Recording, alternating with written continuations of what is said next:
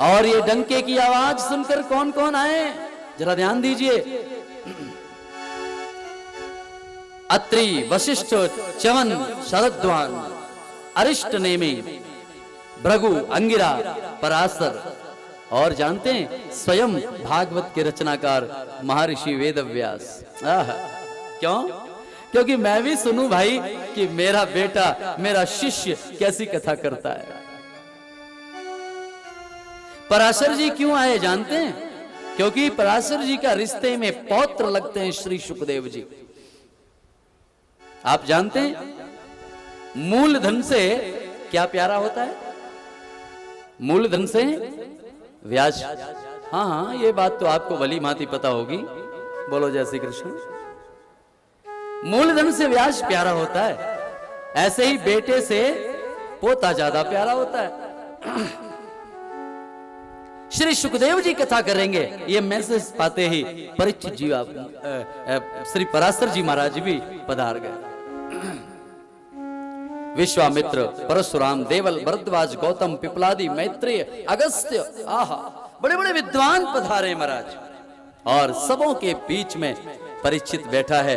और जैसे ही श्री नारायण नाम सुनाई दिया, जैसे ही नारायण नाम सुनाई दिया, सबों ने समझ लिया कि नारद ही हो सकते हैं। और यदि नारद जी आ गए हैं तो सुखदेव जी महाराज भी आ गए हैं। सबों ने जय जयकार कर दिया है।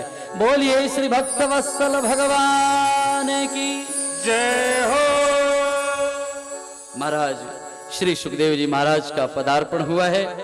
और उस बड़ी सभा में श्री सुखदेव जी महाराज को जैसे ही सबों ने देखा, सभी ने उठकर सम्मानित किया है। हम सब बैठे बैठे जय जयकार कर ले जी। बोलिए श्री सुखदेव जी महाराज की जय। जैसे ही सुखदेव जी महाराज पधारे, सुखदेव जी महाराज का बड़ा सुंदर स्वरूप देखा। आहा, व्यास जी भगवान भागवत में लिखते हैं सुखदेव जी कैसे लग रहे हैं, जरा ध्यान दीजिए। कि अलक्ष लिंगो निज लाभ तुष्टो व्रतश्च बालैरवधूत वेशै तं वै खटवर्ष सुकुमार पाद करोर्वाह्यं सकपोल गात्रम्। आहा, घुंघराले बाल, सुंदर केश, दंत पंक्ति ऐसी सुंदर शोभायमान हो रही है। नासिका बड़ी सुंदर, ग्रीवा अति सुंदर, वक्ष अत्यंत सुंदर, कोपीन धारण किए हुए हैं। बड़ा सुंदर स्वरूप, नेत्र कजरारे, लंबी लंबी जटाएं, अलक्ष लिंगो निज लाभ तुष्टो। जो देखता है परिपूर्णता का अनुभव करता है। महाराज ऐसे श्री सुखदेव जी महाराज का दर्शन कर परीक्षित और सारे उपस्थित लोग आनंदित हो गए। महाराज सबों ने सम्मानित किया और राजा परीक्षित ने आसन दिया, चरण धोए, चरणामृत पान किया। और चरणामृत पान करके और फिर निवेदन किया, बड़ा सुंदर निवेदन। और ये निवेदन भर में प्रथम स्कंद यहाँ पूर्ण होता है। यहाँ से द्वितीय स्कंद की कथा भागवत जी में प्रारंभ हो जाती है। तो निवेदन बहुत ही सुंदर। पहले तो आने पर अभिवादन किया शब्दों में, आप गुरुदेव कृपा करके मेरे ऊपर पधारे, मेरे ऊपर कृपा करने आए, इसलिए मैं आपको प्रणाम करता हूँ। मेरे अहोभाग्य हैं जो आपके दर्शन हुए हैं, मैं आपको प्रणाम करता हूँ। बहुत कम भाग्यवान लोग होते हैं जो आप जैसे परमहंस के द्वारा भागवत का आस्वादन करने का सौभाग्य प्राप्त करते हैं, पर आप मेरे यहाँ पधारे, मैं प्रणाम करता हूँ। सुखदेव जी ने आंखों के इशारे से सम्मान स्वीकार किया।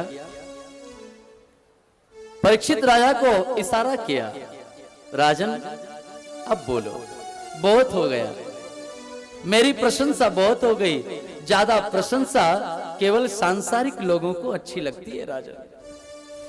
प्रशंसा के आदि तो संसार के लोग होते हैं मेरे भाई, मुझे नहीं। राजन आप अपनी बात बताइए। तब उस समय राजा परीक्षित ने कहा कि गुरुदेव, हम संसार के लोग हैं और हमसे त्रुटि होती रहती है, गलती होती रहती है।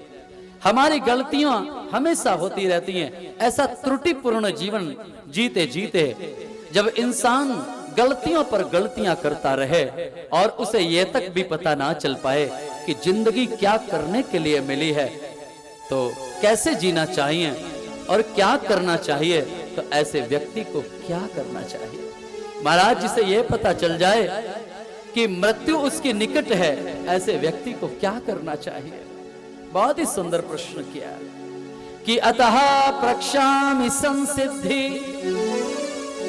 योगिनां परमं गुरुं पुरुषेऽहं यत् कार्यं म्रियमाणस्य सर्वथा। हे महाराज जी, मरने वाले व्यक्ति को क्या करना चाहिए, बस इतना बता दो। राजा परीक्षित का एक प्रश्न और सुखदेव जी महाराज भाव विभोर हो गए। वाह राजा, संसार के लोग ऐसा प्रश्न नहीं कर सकते, क्योंकि संसार के लोग केवल संसार की उपासना के प्रश्न करते हैं, परंतु मृत्यु के प्रश्न तो कोई संसार में बिरला ही करता है। और उन बिरलों में तू एकमात्र ऐ राजा परीक्षित तू है। इसलिए यहाँ सेकंड जो दूसरा अध्याय है, दूसरा स्कंद है, उसका प्रारंभ हो रहा है और यहाँ पर वाणी प्रस्फुटित हो रही है हमारे परम आदरणीय श्री सुखदेव जी महाराज की।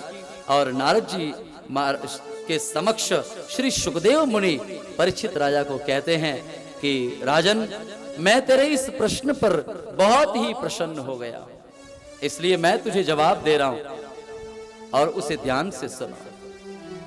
पहले तो तेरा प्रश्न इतना कीमती है कि जिसका कोई मोल नहीं है।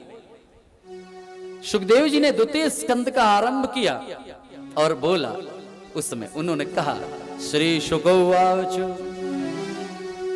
कि वरीयाने सते प्रश्न एक क्रतो लोकहितो नभ आत्मवित् सम्मतः पुंसां श्रोतव्यादिषु यः परः। ऐ राजन, तुमने बहुत ही सुंदर प्रश्न किया है, इसलिए मैं तुम्हें समझाना चाहता हूं कि तुमने पूछा कि मरने वाले व्यक्ति को क्या करना चाहिए, तो एकमात्र सहारा है प्यारे, मरने वाले व्यक्ति को मात्र भजन करना चाहिए। वैराग्य की तलवार से अपने मोह की वेणियों को तोड़ देना चाहिए। बोले वो महाराज कैसे होगा?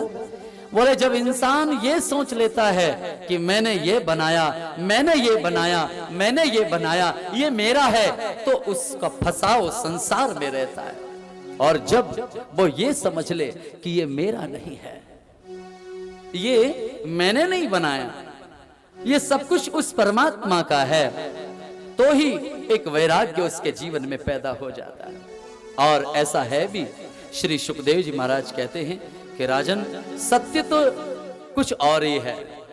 हम आप समझ लें कि हमने ये बिल्डिंग, ये भवन, ये धर्मशाला, ये बावड़ी, ये कोई मंदिर, देवालय, तड़ाग, सरोवर बनाए, पर पेरे ये मैं कुछ नहीं करता, करने वाला कोई दूसरा है।